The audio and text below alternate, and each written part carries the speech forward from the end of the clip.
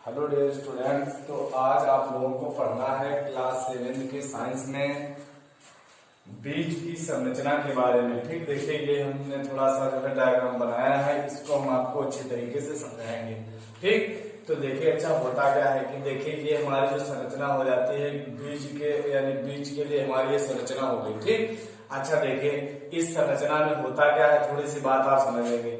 ये संरचना कुछ इस तरीके की होती है जिसमें हम लोग इस भाग को क्या कह लेते हैं, अंडाशय कहते हैं। ये जो नीचे का भाग आपको दिखाई पड़ रहा है ये क्या है, आपका अंडाशय है। और इसके बाद ये जो आपको दिखाई पड़ रही है इसको हम क्या कहते हैं, वर्तिका कहते हैं। और ये जो ऊपर का भाग हो गया इसको हम लोग क्या कहते हैं, वर्तिकाग्र कहते हैं। ठीक, क्या कहते हैं हम लोग इसको, वर्तिकाग्र कहते हैं। अच्छा देखिए हमने आपको परागण की क्रिया बताई थी। ठीक, परागण की क्रिया के लिए देखिए क्या होते हैं, नर युग्मक होते हैं, याद रखना। परागण की क्रिया में अच्छा होता क्या कि देखिए परागण की क्रिया में जो परागकण होते हैं ये पुष्प के, ठीक, जो फूल होता है, ठीक, ये आपका क्या होता है, जो फूल होता है उसके हमने बताया था किस पर, परागण की क्रिया में क्या होता है, परागकण पुष्प के वर्तिकाग्र पर गिरते हैं। ठीक, किस पर गिरते हैं, पुष्प के वर्तिकाग्र पर गिरते हैं। अब अच्छा देखिए होता क्या है, वर्तिकाग्र पर गिरने के बाद ये परागकण जो होते हैं इसके यानी अंडाशय तक पहुंच जाते हैं। कहां तक पहुंच जाते हैं, अंडाशय तक पहुंच जाते हैं। इतनी बात सबको समझ में आ रही होगी। ठीक, ये जो परागकण होते हैं कहां तक पहुंच जाते हैं, अंडाशय तक पहुंच जाते हैं। फिर अच्छा देखिए उसके बाद होता क्या है, हमने बताया था कि देखिए अंडाशय में क्या होता है, मादा युग्मक। अंडाशय में क्या होता है, मादा युग्मक होता है। और परागकण में क्या बताया गया कि ये जो है नर युग्मक होता है। अब देखिए अच्छा क्या हमने बताई थी कि देखिए दोनों आपस में जुड़ने का काम करते हैं, नर युग्मक और मादा युग्मक जो होते हैं ये आपस में जुड़ने का काम करते हैं। तो देखिए ये जब आपस में जुड़ते हैं तो जुड़ करके क्या बना देते हैं, युग्मनज बना देते हैं। क्या करते हैं भाई, युग्मनज बना देते हैं। अच्छा फिर देखिए होता क्या है, युग्मनज बनाने के बाद देखिए ये क्या हो जाता है कि इसके अंदर जब ये युग्मनज बन जाता है तो अच्छा युग्मनज से होता क्या है, देखिए ये जो अंडाशय था आपका ये अब परिवर्तित हो जाता है किसमें, फल के रूप में परिवर्तित हो जाता है। यानी जो ये अंडाशय था अभी क्या बन जाता है, फल बन जाता है।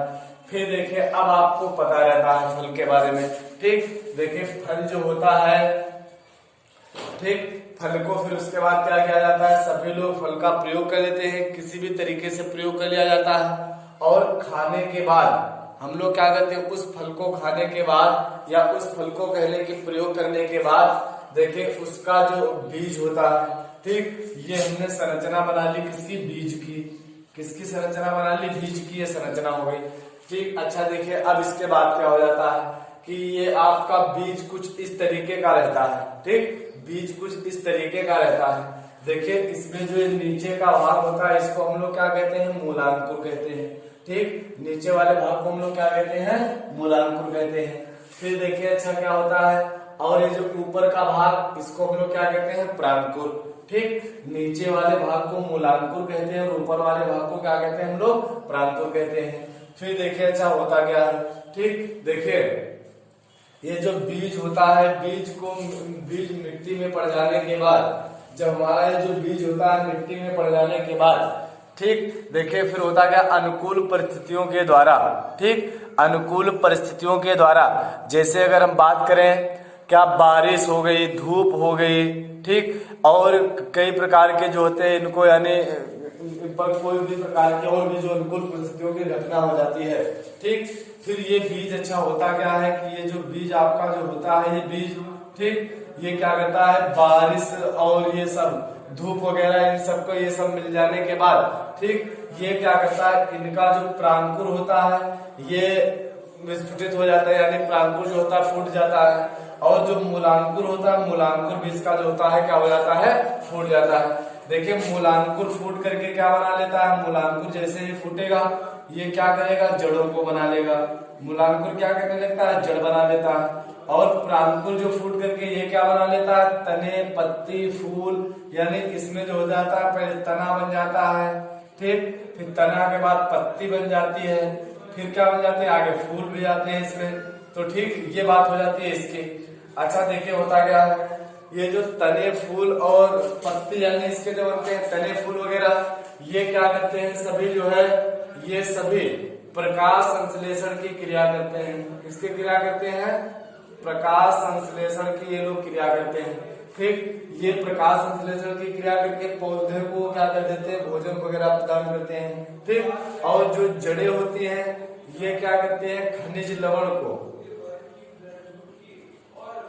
ठीक, खनिज लवण को, जल को, इन सबको अवशोषित करके इसको देते रहते हैं। जिस कारण देखिए अच्छा होता क्या है, जिस कारण होता क्या है कि ये एक जो आपका जो बीज होता है, बीज जो होता है सबसे पहले क्या बन जाता है? देखिए सबसे पहले जो बीज इसमें जड़ें वगैरह बन जाती हैं, पत्तियां आ जाती हैं, और फिर देखिए क्या होता है? फिर से पत्तियां वगैरह और आ जाती हैं, और धीरे धीरे ये क्या एक विशालकाय पेड़ का रूप ले लेता है। धीरे धीरे क्या करता है? विशालकाय पेड़ का रूप ले लेता है।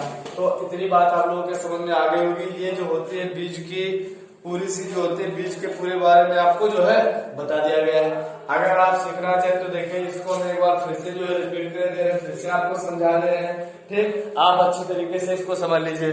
देखिए बीज की जो संरचना होती है कुछ आपको सामने दिखाई पड़ रही होगी, किस तरीके की संरचना होती है। ठीक, बीज की जो संरचना होती है कुछ इस तरीके की संरचना होती है। अच्छा देखिए, और जो फूल की संरचना होती है कुछ इस तरीके की संरचना होती है। देखिए अच्छा होता क्या है कि फूल में देखिए ये जो भाग आपको दिखाई पड़ रहा है, ये जो गोल भाग दिखाई पड़ रहा है, इसको हम लोग क्या कह देते हैं? अंडाशय कहते हैं। ठीक, इसको हम लोग क्या कहते हैं? अंडाशय कहते हैं।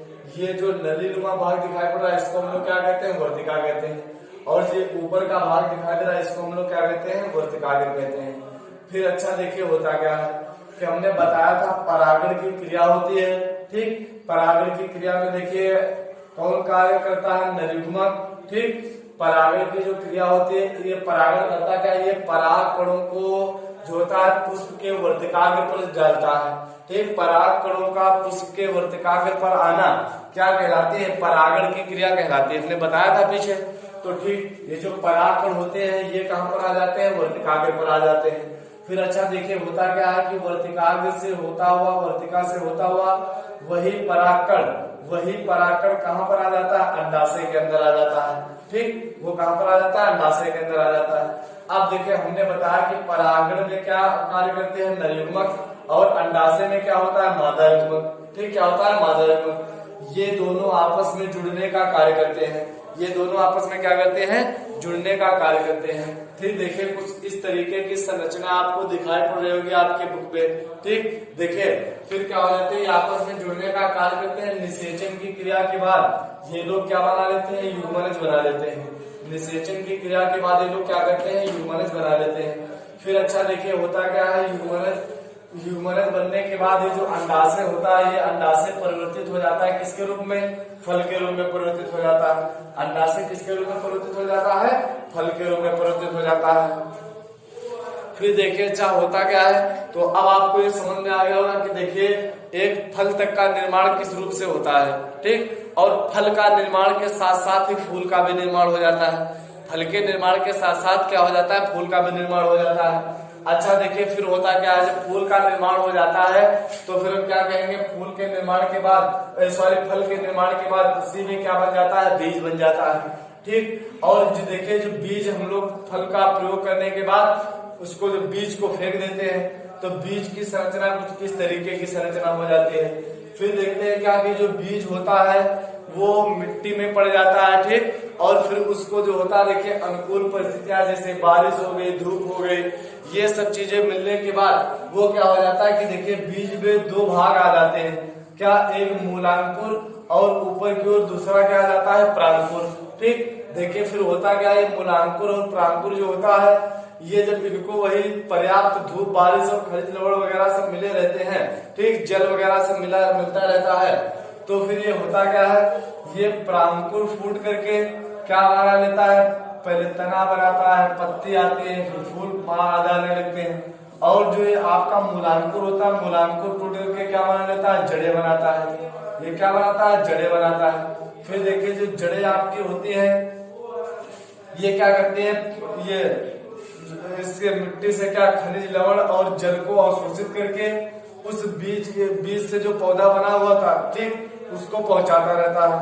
और जो उस पौधे से पत्तियां वगैरह निकली हुई थी, तना, ये लोग क्या करते हैं, प्रकाश संश्लेषण की क्रिया करते हैं और इसको जो होता है यानी क्या, इसको प्रकाश संश्लेषण की क्रिया के द्वारा भोजन बना करके इस पौधे को देते रहते हैं, जिससे पौधा कभी इस स्थिति में रहता है, कभी और तने आ जाते हैं उसके अंदर, फिर एक धीरे धीरे वो क्या है, विशालकाय वृक्ष की बात जो है बन जाता है। तो इतनी बात सभी लोगों के समझ में आई होगी।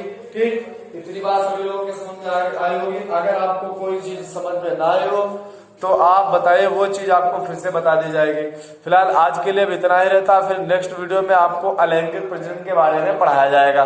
ठीक, चलिए फिलहाल इतना ही रहता है आज।